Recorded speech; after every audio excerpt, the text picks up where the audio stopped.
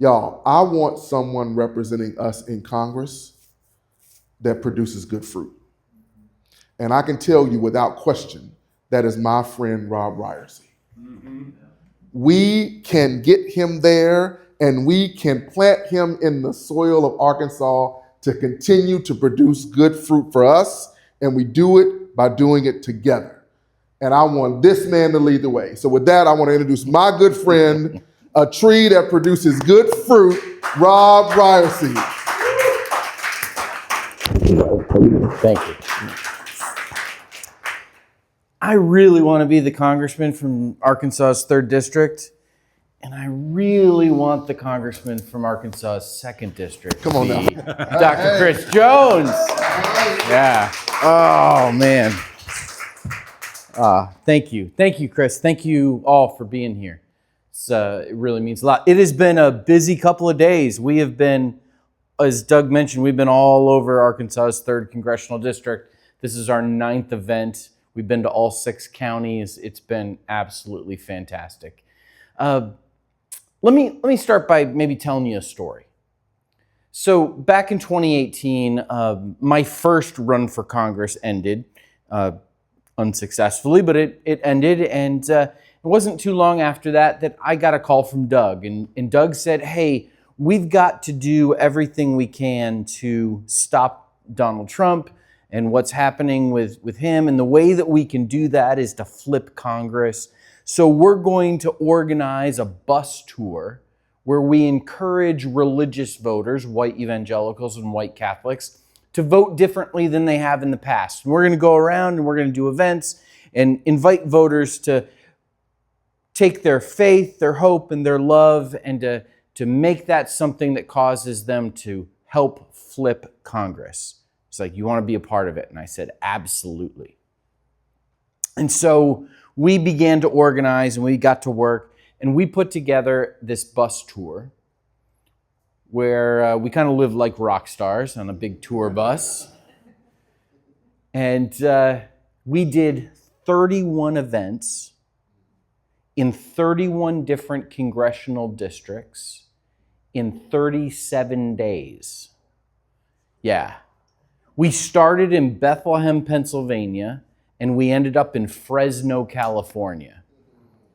And I got to tell you, we also fell in love with living on a bus because it was so much fun. In fact, we've done a whole bunch of bus tours around the country since then. Our second bus tour, the bus we had before it was used by us, was used by Weird Al Yankovic. I might have slept in the same bed that Weird Al Yankovic slept in. That's like one of those weird things about my life. So I was out on this tour in 2018, had been out for a couple of weeks, came home to spend a few days with my family, and was headed back out on the road for the rest of the tour until Election Day. And so I left one Monday morning real early, headed to the airport, and my wife, Vanessa, took our youngest daughter, her name is Whimsy, she was 4 years old at the time, took her to preschool that morning. And she took her into the preschool and it was preschool at Harp Elementary, which is a public school that our kids have all gone to, and took Whimsy in and said to her teacher, "Hey, if Whimsy's kind of out of sorts today, it's because her dad is heading out on a trip this morning. And, her dad's heading out of town and is going to be away. So if she's just not herself, that's what's going on." And Whimsy's teacher kind of leaned down and said to her, "Whimsy, where did your dad go?" And my 4-year-old daughter, Whimsy, said, "My dad is going to fight Donald Trump." Because Whimsy gets it. So a couple months ago, I was headed to the airport this time to fly to Florida to meet with Doug to talk about how we were going to get organized so we could flip Congress to stop Donald Trump's agenda. It feels like the worst Groundhog Day ever. I can't believe we're doing this again. And I'm driving to the airport and I'm talking to Whimsy, who's now 10, and I'm saying to her, "Whimsy, I'm so sorry that I'm going to miss your last soccer game." This season has been so fun and I haven't missed a game, but I've got to go do this. I've got to take this trip and I'm so bummed I'm going to miss your soccer game. And you know what Whimsy said? Whimsy, who's now 10 years old, said, Dad, stopping Donald Trump is more important than my soccer game.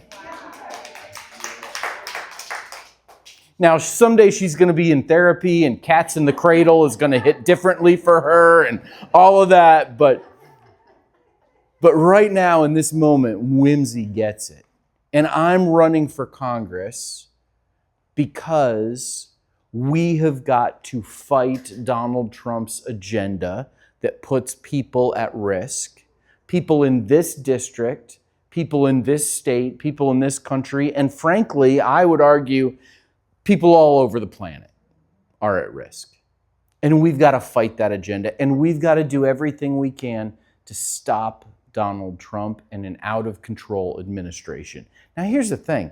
We shouldn't have to do this. We shouldn't have to work this hard.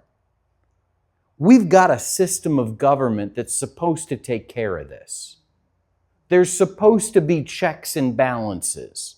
That when you get an out-of-control president, the Supreme Court is supposed to say, oh, hold on there a second, buddy. That's too far. Don't do that. That's not okay.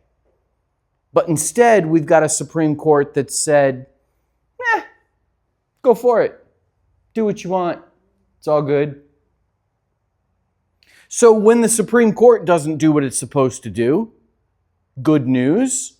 Our system of government has these checks and balances. Congress is supposed to say, whoa, time out. That's too far. You can't do that. But instead, we have a Congress that says, yeah, go for it. Do whatever you want.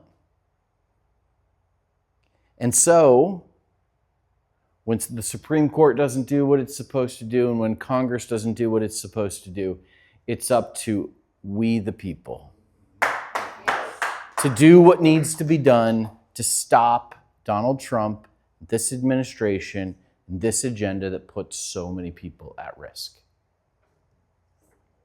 You know, when you think about like the stories we tell ourselves, some of the best stories that we tell ourselves, whether it's a Disney movie or a fairy tale or a Bible story, like whenever there's an evil king in a story, the evil king can only do what he's going to do because he's got henchmen to do his bidding. Right? That's in all the stories. The evil king has to have henchmen to do his bidding. Steve Womack, and I would say parenthetically, since my friend Chris Jones is here, French Hill, are henchmen for Donald Trump. They simply do the bidding of Donald Trump. When Steve Womack votes to take food away from hungry kids and cut SNAP benefits, he's doing the bidding of Donald Trump. When Steve Womack votes to reduce Medicaid coverage for our seniors, putting their health at risk, he's doing the bidding of Donald Trump. When Steve Womack votes to add $45 billion to the ICE budget so that they can build new detention centers, he's doing the bidding of Donald Trump. When Steve Womack votes to cut taxes for billionaires and gives the rest of us peanuts, he's doing the bidding of Donald Trump. And I've got this crazy idea that a congressperson isn't just supposed to do the bidding of the president. A congressperson is supposed to do the bidding of the people they represent from their district in Washington, D.C. I mean, representative is actually the job title. Like, it's literally the job to represent the people that have elected you, the people from your district. And I don't feel very represented by Steve Womack. Do you feel represented by Steve Womack? No. So we've got to change who represents us in DC. Now, when I look at our politics, when I look at our country, one of the things that just really kind of bothers me, doesn't sit well with me at all, is how divided we've become. How much distance there is between people. How much tension there is, how hard conversations are. I don't think it ought to be this way. I think we ought to be able to talk about things, and we ought to be able to have relationships with people that disagree with us, and we ought to be able to hash things out.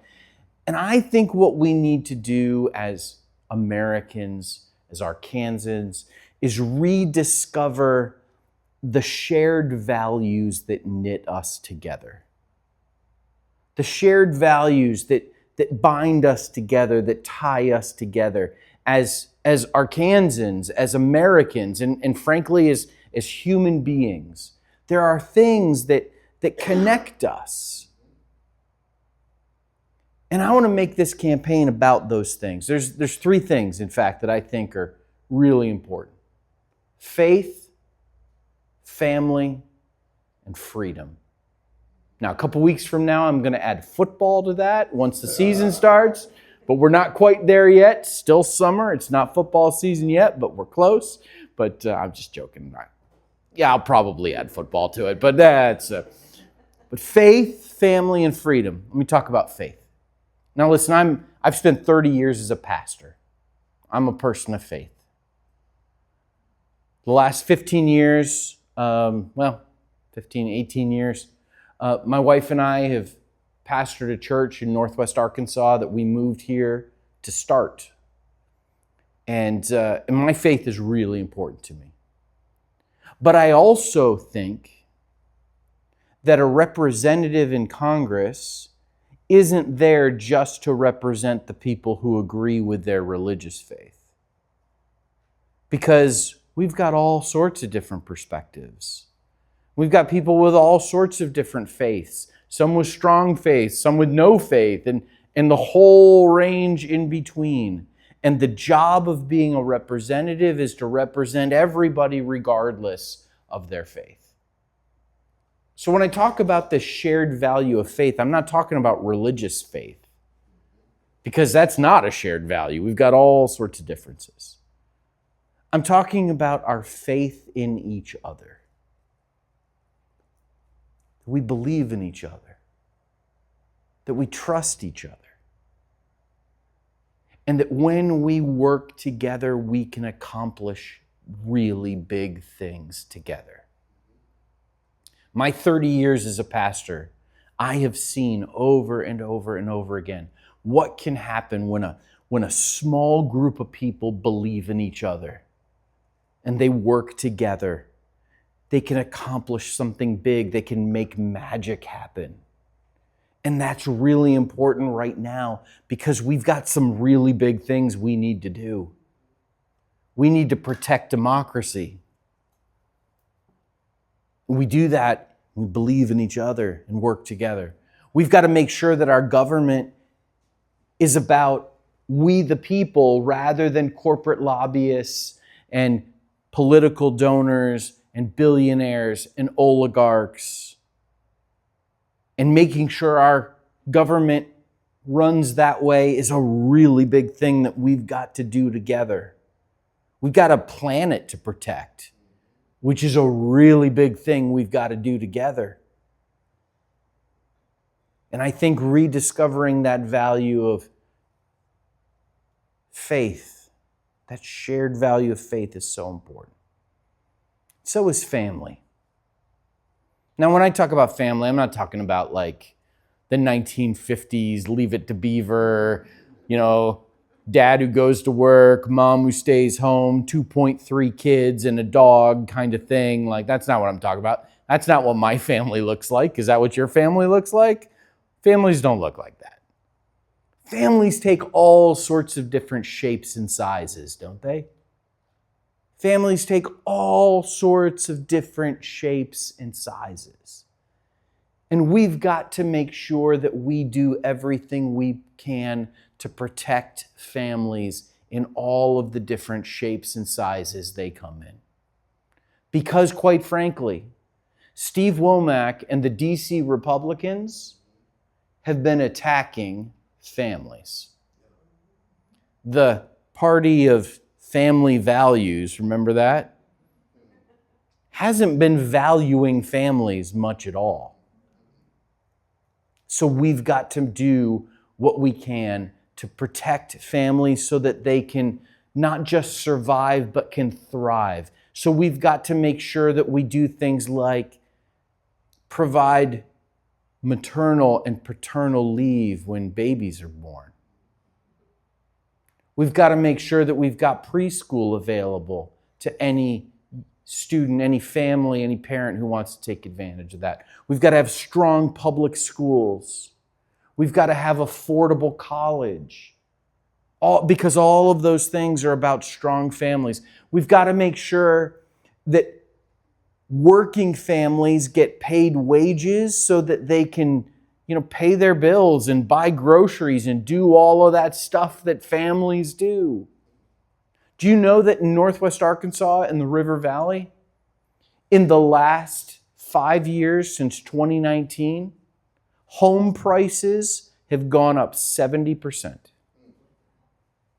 Rent in Northwest Arkansas and the River Valley has gone up 50%. Has anybody's income gone up that much? Hasn't, has it? Affordable housing is about protecting families. We've got to make sure we've got affordable housing so that families can grow and can thrive and can do their thing. And I haven't even talked about what happens when a group of masked federal agents start pulling up on people and ripping families apart simply because of the color of their skin or where their country of origin. That's not protecting families, and that's got to stop too. Faith, family, freedom. Freedom. You should be able to live your life and do what you want to do without Steve Womack and the DC Republicans telling you how to live your life. They shouldn't tell you what words you can say and can't say. They shouldn't tell you what books you can read and you can't read. They shouldn't be able to tell you where to pee, all of that. Am I allowed to say that? Is all that, as long as they're going to talk about it, we need to talk about it too. You should be able to live your life the way you want to live your life. It's about freedom. You should be able to make your healthcare decisions about your own body by talking to your family and your doctor and your God and leave Steve Womack out of it. It's about freedom. You should be able to have health coverage that gives you freedom in life to make economic choices where you don't think I can't leave this job that I hate because I'll lose my health coverage. That's not freedom. You should have the freedom to make the choices you want to make in life without having to worry about losing health coverage. And my daughter, Whimsy, when she starts 5th grade at Harp Elementary Public School in Springdale, Arkansas, a week from tomorrow, thank goodness.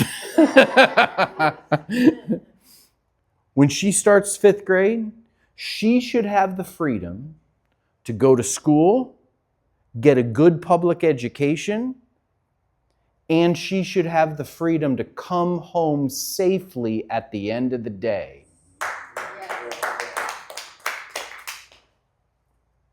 Faith, family, freedom. Now, it's one thing to talk about all these big values. All that's no good if we don't win.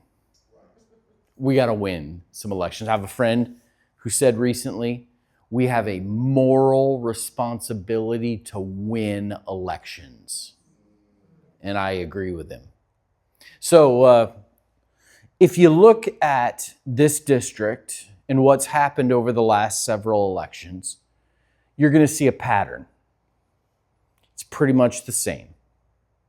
We have candidates that have gotten 35% of the vote, 33% of the vote, 34% of the vote, 32% of the vote, 34%. Like, you see a pattern.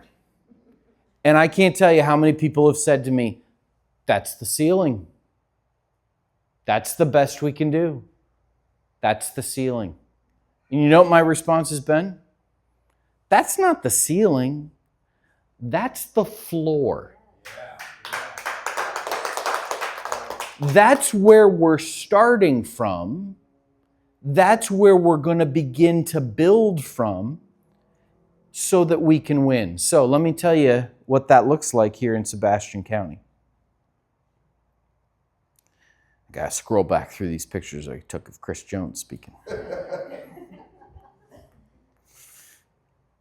So in the last election, the Democratic candidate for Congress here in Arkansas's 3rd District in Sebastian County got 10,902 votes. 10,902 votes. That's not the number I want you to remember, because that's the floor. For us to win, we've crunched the numbers all through the state, all through the district. We figured out, okay, for us to win, here's what we've got to do here. Here's what we've got to do in this area. Here's what we've got to do. And if we can build from the floor in all of these counties, here's what we need. In Sebastian County, we need 13,225 votes.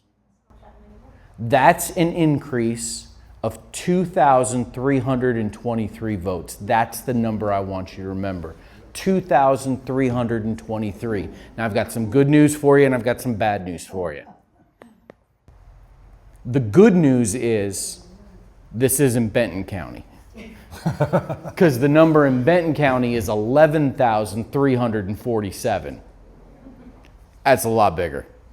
The bad news is this isn't Carroll County. We were in Eureka Springs and I got to tell our friends in Eureka Springs, hey, here in Carroll County, we got to add 492 votes. Here in Sebastian County, 2,323 votes. That's what we got to do. I promise you that this campaign is going to do everything it possibly can to reach 2,323 new voters here in Sebastian County. We're going to do all the things we got to do. We're going to do events. We're going to do advertising. We're going to do social media. We're going to, all of the stuff that you expect a campaign to do, we're going to knock on doors, all of that stuff. We're going to do all of those things. And even if we do all of those things, we probably won't be able to reach all 2,323 people in Sebastian County that we need to reach. That's why I need your help. I need your help to do it. Because there are people in your life, there are friends, there are family members, there's people you go to church with, there's neighbors, there's people in your life that are a little unsure about how things are going.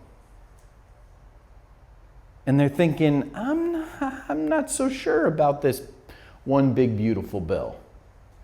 I'm not so sure about all this stuff that's been taking place. And I think maybe I might want something different. And it's up to you to have the conversations with those people that is necessary for us to reach 2,323 new voters in this county. Some of them are going to be Republicans. We probably can't reach that number without Republicans. But I can tell you, I know it's difficult. It feels like, oh, everybody's entrenched and nobody changes. It's not the case. People change. So have those conversations with folks. But it's not just Republicans. There's Democrats who haven't voted. We got to talk to them too. Because every one of them that we talk to and we convince to vote gets us closer to 2,323 new voters in Sebastian County. And there's independents. Did you know, there's a little statistic for you. Did you know that in Arkansas's 3rd congressional district, 87% of voters don't have a party affiliation?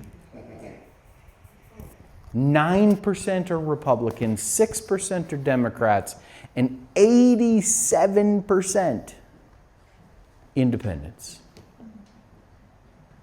These are the folks who say, like, hey, you know, I don't vote for the party, I vote for the person. And a lot of those people are unreliable narrators of their own lives. But some of those people, you go, when someone says to you, I don't vote for the party, I vote for the person, you can say to them, great, I've got the person for you to vote for. And I want to teach you a sentence. This is a sentence I want you to say. I'm not asking you to become a Democrat. I'm asking you to vote for Robb in this election. I'm not asking you to become a Democrat. I'm asking you to vote for Robb in this election. Because people's identity changes really slowly. Like, I grew up in Cleveland, Ohio. I'm a Midwesterner. And I've lived in the South for 20 years now. 20 years in, I don't think of myself as a Southerner. Because identity changes slowly. But the thing is, people are willing to make exceptions to what they think their identity is. I'm a Midwesterner who never had chicken and waffles in my life until I moved to Arkansas. And let me tell you, if chicken and waffles are on the menu, they're getting ordered. Because I'm willing to make an exception, right? I don't think of myself as a Southerner, but I'm going to eat some chicken and waffles. And people will say things like, I would never vote for a Democrat, but I would vote for Robb. They give themselves permission to make an exception. And I know this is true because my best friend in the world is a conservative Republican who has never voted for a Democrat in his life. And in 2022, he sent me a picture of his ballot, and most of it turned my stomach because it was so bright red. And at the top of his ballot, he had voted for Chris Jones and Kelly Kraut. Because they are exceptional candidates, the kind of candidates that someone's willing to make an exception for. And what my friend didn't realize is that his ballot will never be bright red ever again. It will only get more and more purple, and it will eventually be blue. And you don't have to tell them that that's going to happen. All you have to do is give them permission to make an exception. I'm not asking you to be a Democrat. I'm asking you to vote for Robb in this election. And if we have those conversations over and over and over again, we're going to reach 2,323 new voters in Sebastian County, and we're going to win Arkansas's 3rd district, and we're going to flip Congress. That's what we're going to do. Now listen, were you like me that you felt like you were in a relationship with Kamala Harris? I mean, she was texting me multiple times a day. And then I don't know what happened. Like in November, she like ghosted me. She was gone. You ever feel like all political campaigns do is ask you for stuff? Gimme, gimme, gimme, gimme, gimme, gimme, gimme. Give me your money. Give me your time. Give me your email address. Give me your volunteering. Give me your vote. Gimme, gimme, gimme, gimme, gimme, gimme, gimme, gimme, gimme. Well, listen, I'm going to ask you for all those things. I want your vote. I want you to volunteer and help this campaign out. I want your time, your email, so I can stay in touch with you. And frankly, I need your money too. I wish campaigns didn't cost what they cost. We could have a whole conversation about campaign finance reform, and I'd give you all sorts of ideas about how it needs to change. But the reality is the rules of the game are the rules of the game, and we've got to play by those rules, and we've got to win. We've got to do it with integrity, but we've got to play by the rules of the game. And so I need all that stuff. But this isn't just a campaign that's going to ask you for things. This is a campaign that hopefully is going to give you some things of value too. When it comes to having the conversations we need to have with people about how we can get them to vote differently, I want to give you some tools and some resources to do that. When it comes to understanding the policies that impact people in this district and people around the country, going to provide some guidance, some explainers so that you can understand all of this craziness that's going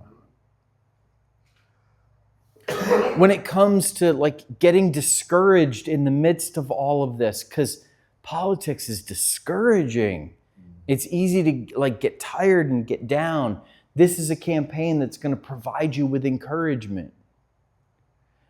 And this is a campaign that is going to keep coming back to Fort Smith and Sebastian County, because when you have those conversations with people, I want to give you some opportunities to invite them to stuff. What if we did a concert or a movie screening or a dinner together? It doesn't all have to be speeches and people standing up here talking. That gets a little boring after a while, quite frankly. What if we did some other things that we could build some community and give you opportunities to invite friends to them so that they can hear about what we're trying to do and can get excited about you too? This is a campaign that's not just going to ask you for things. It's a campaign that hopefully over the next 16 months is going to provide you with some support, some encouragement, and some value. Now, the reality is, Steve Womack's going to be able to outspend me in this campaign. I mean, short of one of you writing a really big check tonight, which if you want to do that, let's have a conversation. We can figure out how to make that work. But short of that, the reality is that Steve Womack's going to be able to outspend me in this campaign. I promise you this. Steve Womack will not outwork me.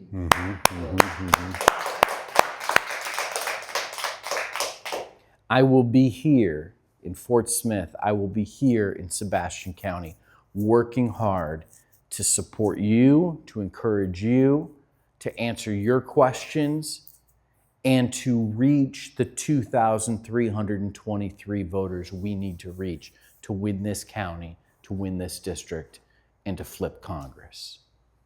And I will do that because you matter. You matter. Your perspective, your challenges, your questions, your life, all of it matters. And I think that we ought to have a congressperson representing us in Washington, D.C., who believes that the life of each and every person living in this district matters. You matter. That's why I'm running for Congress. Dan? You want to hear from Dan one more time? I bet you do. Thank you so much.